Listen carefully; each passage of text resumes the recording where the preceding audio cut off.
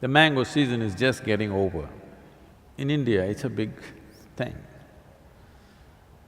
If you looked at the mango tree in the month of October, November, December, you didn't see any sweetness dripping out of it.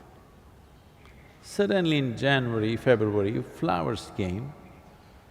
They were not as attractive as jasmine or rose flowers or something, some tiny little flowers came. Suppose you do not know this is a mango tree and you tasted it, you take a leaf and bite it, it was quite bitter. But suddenly in the month of April, May, huge drops of sweetness hanging there in the tree. So, if you did not have prior knowledge that this is a mango tree, did you think this tree is actually manufacturing this sweetness? But you think suddenly in April sweetness came? It has been slowly manufacturing this sweetness and it put it out at a certain season, but it's been on right through the year, isn't it? Mangoes happen only in one season. You notice the sweetness only at a certain time. This does not mean the mango tree was not striving and working to produce that sweetness. You cut any part of the mango tree and taste it, you will not find a slightest tinge of sweetness, believe me. But when the mango comes, how much sweetness? Where is it coming from? It's been working on it, you couldn't see it. Similarly, is it a process? For sure it's a process. But can everybody see the process, identify the process? No. When somebody is evolving on the spiritual path, others thought he's a nutcase, somebody thought he's vagrant, somebody thought he's a vagabond, somebody thought he's something else. But when the sweetness came, everybody who tasted realized that this is a fantastic thing. So, nothing in the universe happens bang, bang, bang. Everything is a process. Can you identify the process? Can you recognize the process, is the question. Generally, anybody who carries, generally among human beings, when they're children, any child which carries a certain level of genius within him, which is irrepressible. Everybody has genius within them, but they're repressible. Systems in the society, their own fears, their own anxieties, their own need for security represses their genius. Every human being has some kind of genius, but over 90% of the human beings never find expression to it because they give in to other things. Other things become more important. When you were 12, 15, you thought, I'll do this, I'll do that, I'll go to the moon. But you saw the neighborhood girl and started calling her the moon. Moon disappeared. So, like this, in everybody, the possibility is wide open.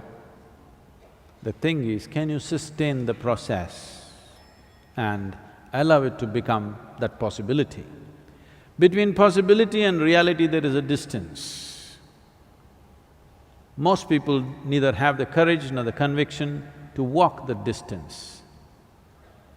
Largely, spiritual process is a kind of an entertainment. Go to discourse after discourse, discourse after discourse, read more and more books and debate how your Atman, Paramatman, your soul is floating here, there and about heaven and hell and everything, but do nothing about this. It's largely like entertainment. So, there is a process for sure.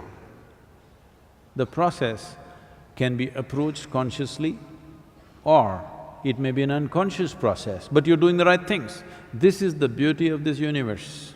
Whether you know or you do not know, knowingly or unknowingly, with discipline or with indiscipline, with love or with hate, if you do the right things will happen to you. That is the beauty of this universe.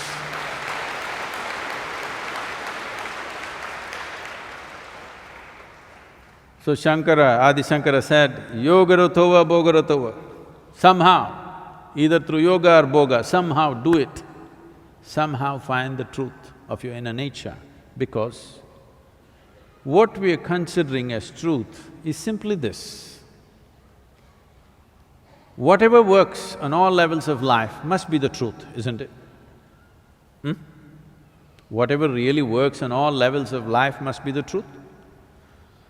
Whatever you know in your life, test it right now, because you have a mind which can project. Right now, you are striving for a certain level of income or a certain kind of house or a car or something else or something else. Put yourself in different stages of life and see if it still means a lot to you.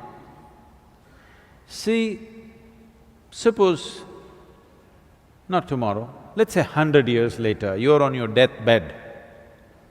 Just see if your jewelry, your makeup, your car will mean something to you on that day. This does not mean you must give it up today. It is just that you must keep it in its place, you must not carry it in your heart.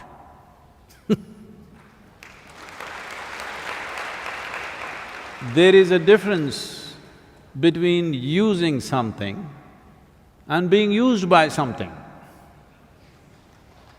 Most people do not know how to use the things that they buy. The things that they buy are using them up. They're enslaving the human being. Whatever things you want to use, you can use, that's not an issue. But the problem is, you let those things use you. This is not okay. So if you just take care that you are not used by anything, you understand the limited role that everything has in your life, the limited role of your education, the limited role of your career, the limited role of your marriage, the limited role of your relationships, the limited role of your wealth, the limited role of everything that you're doing. If you understand where one thing begins and where it ends, then you don't have to do anything. Spiritual process is on.